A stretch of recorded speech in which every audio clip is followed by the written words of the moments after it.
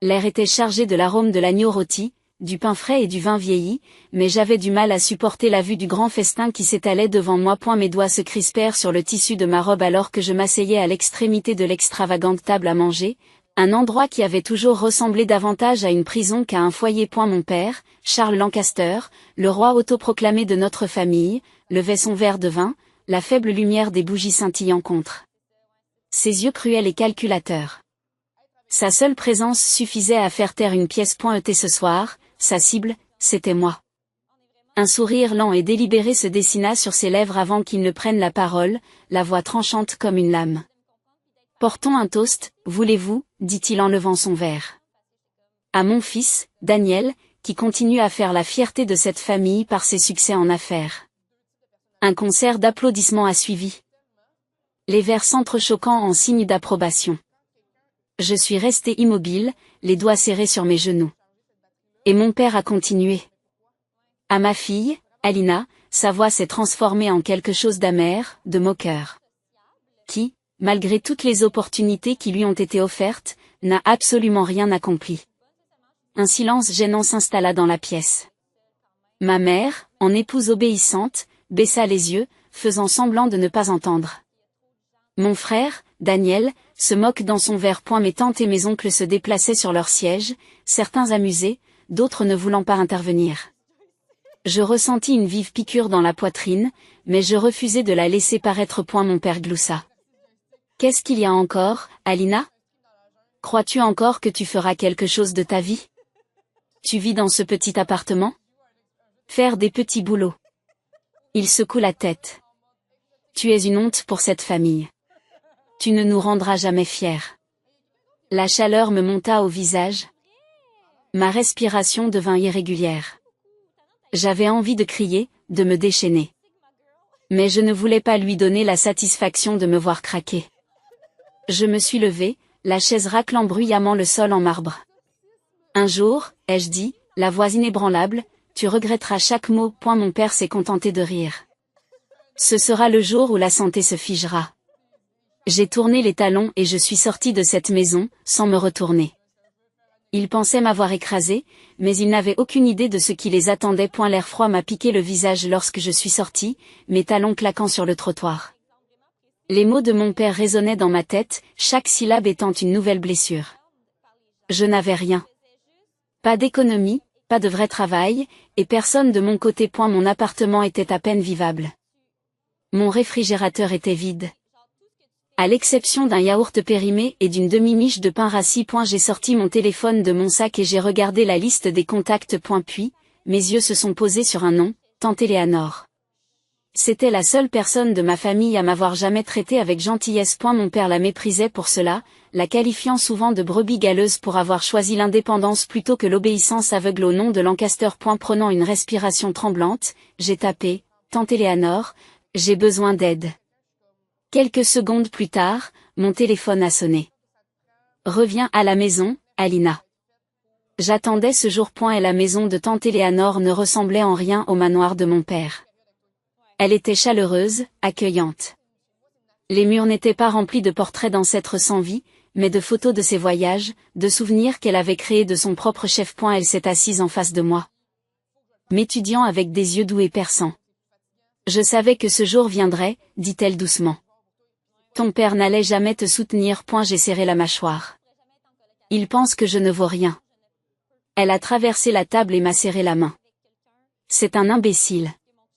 Un silence s'est installé entre nous avant qu'elle ne se penche en arrière avec un sourire complice. Alina, il y a quelque chose que tu ne sais pas. Je fronce les sourcils. Je fronce les sourcils. Elle a expiré lentement, choisissant ses mots avec soin. J'ai construit quelque chose en dehors de l'influence de cette famille. Un empire qui m'est propre. J'ai cligné des yeux. Qu'est-ce que tu veux dire ? Ses lèvres se sont courbées en un doux sourire. Je suis milliardaire, Alina. Et comme je n'ai pas d'enfant, j'ai décidé que toute ma fortune serait la tienne. Le monde sembla basculer. Mon souffle se bloqua. Quoi ? Elle a gloussé. Vous m'avez entendu. Tout ce que je possède, mes sociétés, mes actifs. Tout est à toi. Je suis restée assise, abasourdie. Mon père avait passé toute sa vie à courir après la richesse, me rabaissant parce que je ne réussissais pas.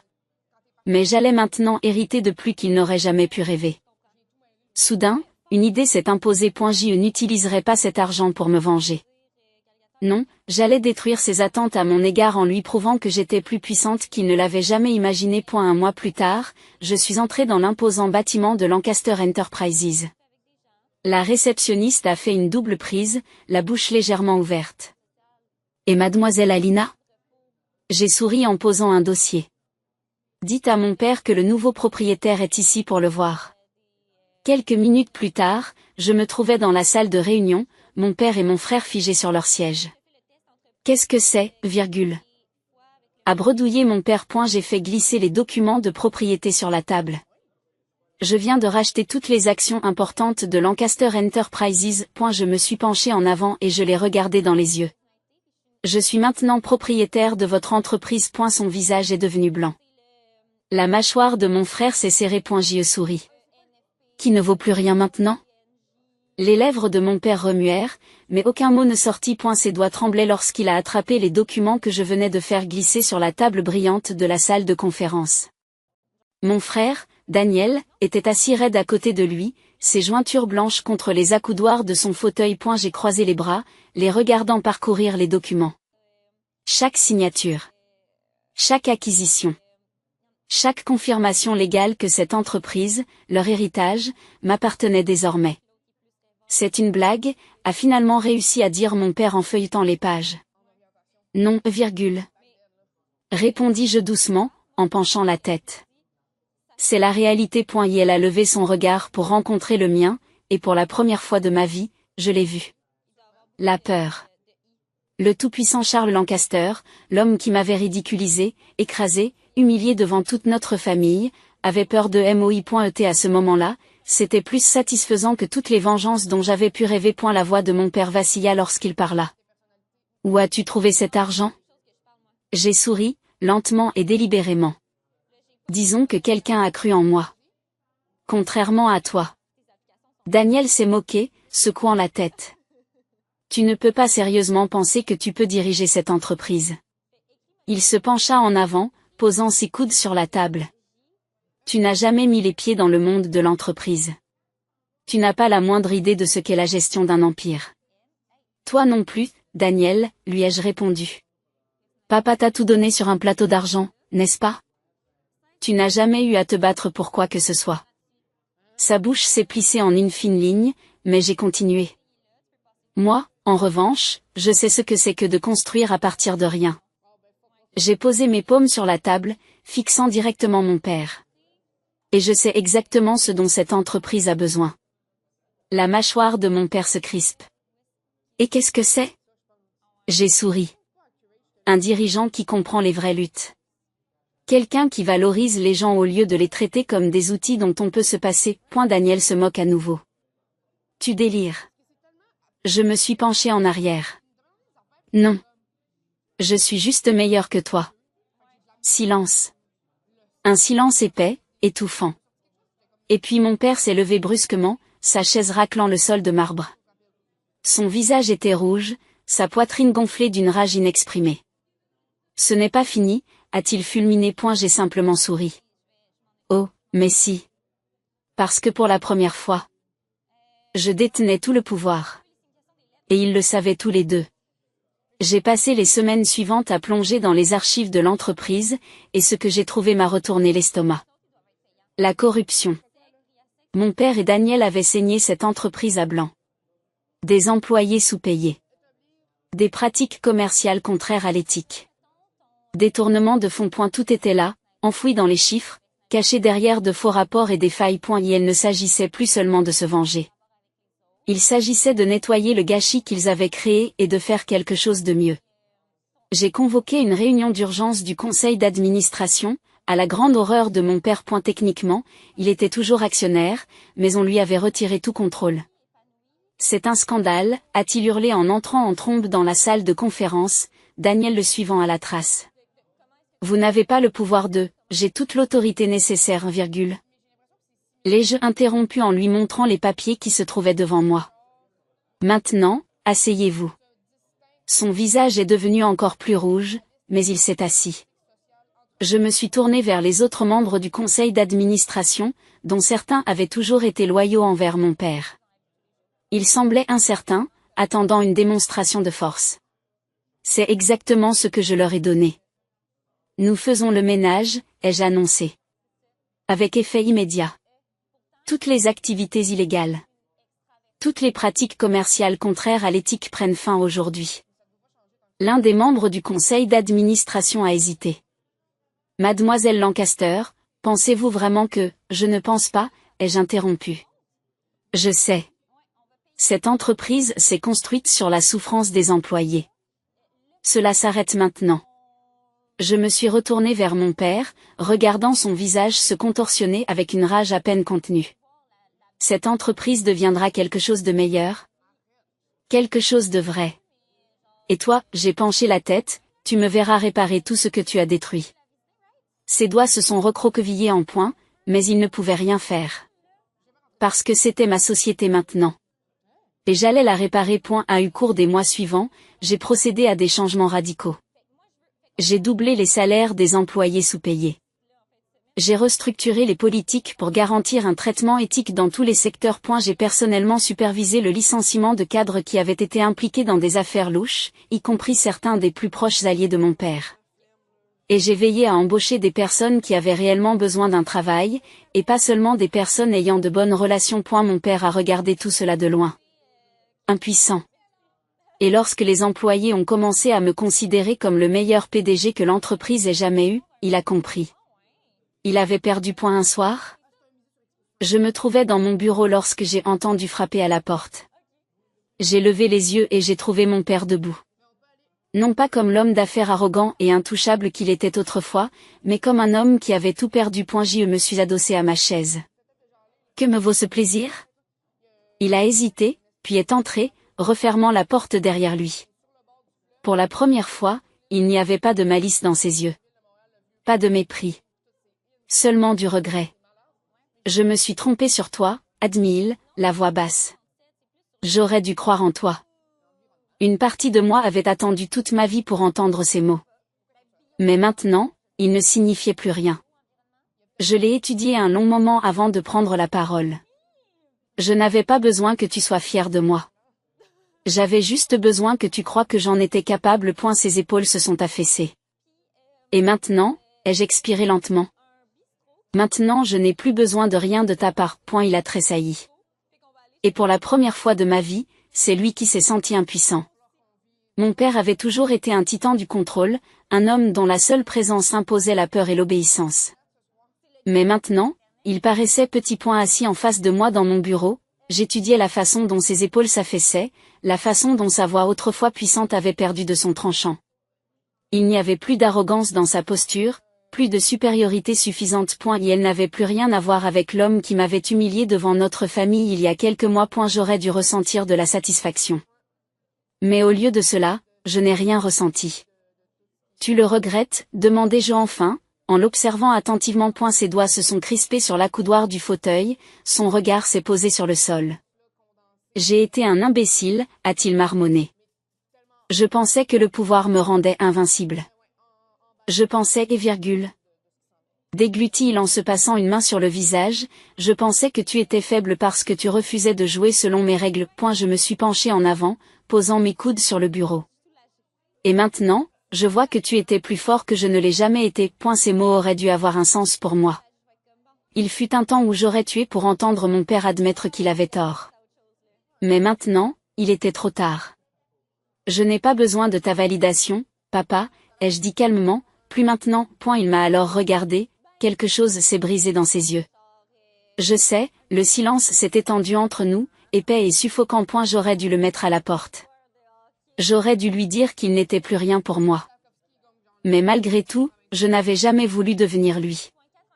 Et donc, je ne l'ai pas fait. A eu lieu de cela, j'ai expiré lentement, la voix posée. Il est encore temps pour toi de changer, de devenir quelqu'un de meilleur. Ses lèvres se sont légèrement écartées. Comme s'il était choqué que je ne l'achève pas comme il l'aurait fait autrefois. Sur ce, j'ai détourné ma chaise, face à la fenêtre, laissant la conversation s'arrêter là. Parce que j'avais déjà gagné. Et il le savait point, et si je pensais que la défaite de mon père était satisfaisante, la chute de mon frère l'était encore plus. Daniel avait passé toute sa vie à me regarder de haut. Il avait été le favori de mon père, celui qui ne pouvait pas faire de mal. Il avait ri lorsque j'étais humilié, s'était moqué de mes luttes, avait profité de chaque instant de ma souffrance. Alors quand j'ai pris le contrôle de Lancaster Enterprises, sa fureur était délicieuse. Un soir, il est entré en trombe dans mon bureau, claquant la porte derrière lui.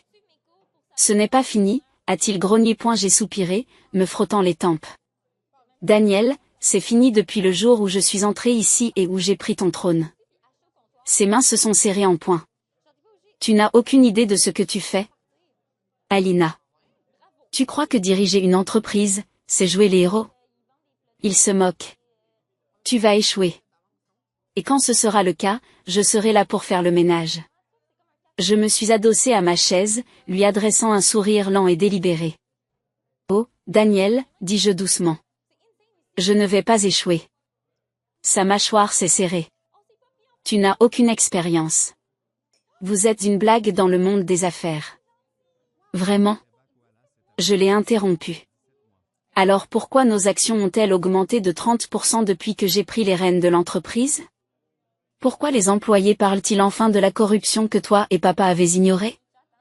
Pourquoi faisons-nous de vrais bénéfices au lieu de nous saigner à blanc à cause d'accords contraires à l'éthique? Son visage est devenu tout rouge, mais je n'en ai pas fini. Tu n'es pas né pour être un leader, Daniel. On t'a tout donné et tu as quand même réussi à échouer. Pendant ce temps, je n'avais rien et regardez-moi maintenant. Je l'ai vu prendre conscience de ce qui se passait dans ses yeux. Pour la première fois de sa vie, il avait perdu. Et moi, j'avais gagné. Gagner aurait dû être plus satisfaisant. Mais en marchant dans les couloirs de Lancaster Enterprises, en regardant les employés sourire en me croisant, ce qu'ils ne faisaient jamais lorsque mon père et mon frère étaient aux commandes, j'ai réalisé quelque chose d'important. Il ne s'agissait pas de se venger. Il s'agissait de prouver que le pouvoir n'avait pas à être cruel. Sous le règne de mon père, cette entreprise avait été bâtie sur la peur. Les gens avaient peur de s'exprimer, de perdre leur emploi. Il y avait eu de la corruption, de la cupidité et des accords commerciaux impitoyables qui avaient écrasé les petites entreprises sous leurs pieds. Je ne voulais pas diriger mon empire de cette façon. Je voulais quelque chose de mieux. Quelque chose que mon père n'aurait jamais pu construire. C'est pourquoi, au lieu de m'attacher à les détruire, je me suis efforcé d'en élever d'autres. J'ai doublé les salaires des employés de niveau inférieur. J'ai créé des programmes de mentorat pour les jeunes femmes d'affaires. J'ai financé des bourses pour des étudiants à qui l'on avait dit qu'ils n'arriveraient jamais à rien. Parce que je savais ce que c'était que de s'entendre dire que je ne valais rien. Et maintenant, j'étais en mesure de changer des vies. Et la nouvelle s'est répandue comme une traînée de poudre. Sous une nouvelle direction, Lancaster Enterprises devient un symbole de changement. L'ancien PDG Charles Lancaster et son fils tombent en disgrâce. Alina Lancaster, la femme qui a bâti un nouvel héritage. Pour la première fois, le nom Lancaster n'est plus synonyme de corruption et de cruauté. Il était synonyme de justice. Et mon père? Il a dû regarder tout cela se dérouler. Chaque titre. Chaque article. Chaque reportage. Son entreprise, son empire, était désormais connu pour quelque chose qu'il n'avait jamais apprécié. L'intégrité. Et ça, c'était une meilleure revanche que je n'aurais jamais pu rêver. La salle de réunion était silencieuse lorsque j'y suis entré. Mes talons claquaient sur le sol en marbre. Tous les cadres assis à la longue table se sont tournés vers moi. Leurs expressions allaient du respect prudent au doute à peine dissimulé. Pendant des années, ces hommes avaient servi mon père, se pliant à toutes ses exigences, fermant les yeux sur ses pratiques contraires à l'éthique. Il l'avait regardé dépouiller cette entreprise de son intégrité et laisser Daniel s'en tirer à sa guise. Mais cette époque était révolue. C'est moi qui dirigeais à présent. J'ai posé mes mains sur la table, scrutant leur visage avant de prendre la parole. Il va y avoir des changements, ai-je dit. D'une voix égale mais ferme. La façon dont les choses ont été gérées par le passé? C'est fini aujourd'hui. Un homme près du milieu, un cadre plus âgé qui avait travaillé sous les ordres de mon père pendant des années, s'est éclairci la gorge. Mademoiselle Lancaster, si je peux me permettre. Non, ai-je répondu sèchement. Vous ne pouvez pas. Sa bouche s'est refermée. Je sais ce que vous allez dire, ai-je poursuivi. C'est comme ça que ça s'est toujours fait. C'est comme ça que les choses fonctionnent. Je me suis penché en avant, le regard fixe. Mais laissez-moi être parfaitement clair. Je me fiche de la façon dont les choses ont été faites. Silence. Le poids de mes mots s'est installé dans la pièce. Ce qui m'importe, ce sont les résultats. Et je me soucie de l'éthique. Ma voix n'a jamais faibli. Cette entreprise ne sera plus fondée sur l'exploitation et l'intimidation. Nous serons différents. Nous serons meilleurs. L'un des cadres, un homme plus jeune qui s'était montré sceptique à l'égard de mon leadership dès le début, a froncé les sourcils. Et si nous ne sommes pas d'accord? Je lui ai adressé un sourire froid. Dans ce cas, vous êtes libre de partir. Une vague de tension a traversé la salle. Pour la première fois, ils ont compris que je n'étais pas là pour demander le respect. J'étais ici pour l'imposer, et ils pouvaient soit adhérer à ma vision, soit s'en aller. Tout le monde n'était pas satisfait de mon leadership. Je m'y attendais. Des hommes comme mon père et Daniel avaient passé des années à conditionner les cadres sous leurs ordres pour qu'ils croient en des tactiques commerciales impitoyables et qu'ils donnent la priorité au pouvoir plutôt qu'aux personnes. Aussi, lorsque j'ai commencé à apporter de réels changements, il y a eu des réactions négatives. Des murmures se sont répandus dans l'entreprise. Les gens ont douté de moi.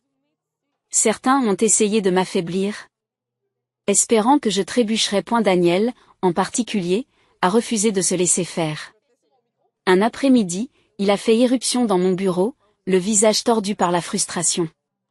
Tu crois que tu peux entrer comme ça et effacer tout ce que papa a construit? Je n'ai même pas levé les yeux de mon bureau. Je ne pense pas, Daniel. Je sais. Ses mains ont claqué sur mon bureau. Ce n'est pas un conte de fées, Alina. Tu te fais des ennemis. Les gens que tu renvoies? Ils ont des relations. Vous jouez un jeu dangereux. J'ai enfin croisé son regard. Le seul jeu dangereux était celui que vous jouiez, en arnaquant les employés, en corrompant les fonctionnaires, en couvrant des transactions illégales. Ses narines se sont dilatées. Cette entreprise n'a jamais été censée être la vôtre. Je me suis levé lentement, me penchant en avant juste assez pour qu'il puisse voir l'acier dans mes yeux. Et pourtant, ai-je murmuré, je suis là. Daniel serra la mâchoire. Ses poings tremblants à ses côtés. Il était en train de perdre. Et il détestait ça. Sans un mot de plus, il s'est retourné et est parti en trombe. Je l'ai regardé partir, le cœur serré. Laissons-le se battre. Qu'ils se battent tous. Parce que je n'allais nulle part. Cela ne s'est pas fait du jour au lendemain. Mais au cours des mois qui ont suivi, j'ai commencé à voir des changements. Les employés qui avaient marché sur des œufs sous les ordres de mon père souriaient désormais lorsqu'ils me croisaient dans les couloirs. Les cadres qui avaient peur de dénoncer la corruption avaient enfin une voix. Les personnes qui avaient été considérées comme sacrifiables s'épanouissaient. J'ai visité les étages inférieurs du bâtiment, les endroits où mon père n'avait jamais osé mettre les pieds.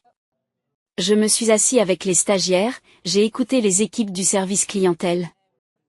J'ai parlé aux ouvriers qui ont fait de cette entreprise ce qu'est le ST.ET. Pour la première fois dans l'histoire de cette entreprise, ils se sont sentis vus. Un jour, l'une des employées les plus âgées, une femme qui travaillait dans l'entreprise depuis 20 ans, m'a pris à part. J'ai longtemps travaillé sous les ordres de votre père, avoue-t-elle en se tordant les mains. Et je n'aurais jamais pensé dire cela un jour, mais je vous remercie. J'ai cligné des yeux, pris au dépourvu. Pourquoi? Elle a souri doucement. Pour avoir prouvé que le nom Lancaster n'est pas forcément une malédiction. Et la chute de mon père n'a pas été aussi dramatique que je l'avais imaginé.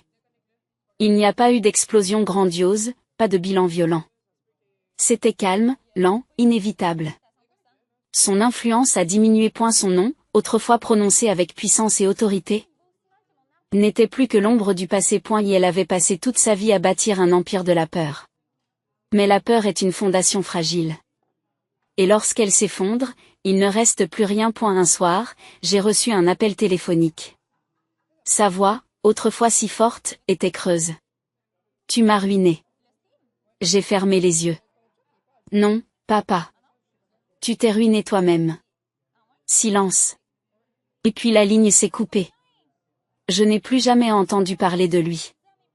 Les gens pensaient que parce que j'avais gagné, je deviendrais impitoyable. Que je prendrais plaisir à voir mes ennemis souffrir. Mais la vérité? Je n'avais pas besoin de les détruire. J'y valait mieux que cela. A eu lieu de chercher à me venger, j'ai cherché à croître. J'ai commencé à investir dans de petites entreprises. J'ai créé des programmes de bourse pour les étudiants défavorisés. J'ai utilisé mon pouvoir non pas pour écraser, mais pour élever les autres. Et cela? C'était la plus grande des victoires. Des mois ont passé avant que je ne revoie Daniel. Il est arrivé à l'improviste, debout dans l'embrasure de la porte de mon bureau, l'air plus perdu que je ne l'avais jamais vu. Pour la première fois, il n'y avait pas de colère dans son expression. Juste de l'épuisement. Tu avais raison, a-t-il murmuré. J'ai arqué un sourcil. À propos de quoi? Il a dégluti et sa gorge s'est agitée. Tout. Il a hésité. Puis, avec beaucoup de difficulté, il a forcé les mots à sortir. Je ne sais pas comment recommencer. Je l'ai étudié pendant un long moment. Puis, finalement, j'ai expiré.